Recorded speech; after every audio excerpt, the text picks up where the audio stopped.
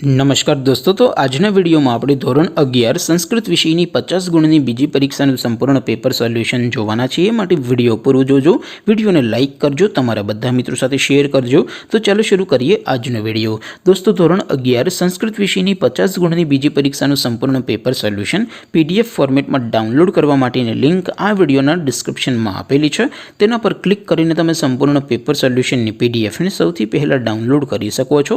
અથવા તો દોસ્તો, સોલ્યુશન पीडीएफ डाउनलॉड करवा माटे तमारे गूगल पर सर्च करवानुं छे www.mygkguru.in। आ वेबसाइट तमे सर्च करशो एटले जे पहली लिंक आवशे एना उपर तमारे क्लिक करवानुं छे। जेवुं क्लिक करशो एटले सोल्यूशन माटेनी mygkguru.in आ वेबसाइट ओपन थई जशे। वेबसाइट ओपन थया पछी तमे स्क्रॉल करीने थोड़ाक नीचे जशो तो त्यां तमने पेपर सोल्यूशन माटेना धोरण वाइज लीला रंगना बॉक्स जोवा मळशे।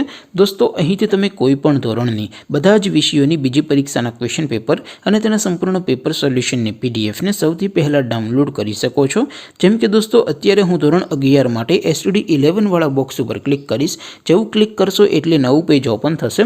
નવું પેજ ઓપન થાય એમાં તમે સ્ક્રોલ કરીને થોડાક નીચે જશો તો ત્યાં તમને એસટીડી 11 સાયન્સ પેપર સોલ્યુશન 2024નો એક બોક્સ જોવા મળશે, જેમાં દોસ્તો ધોરણ 11ના સંસ્કૃતના પેપર અને સોલ્યુશનની પીડીએફને ડાઉનલોડ કરવા માટેનો ઓપ્શન છે।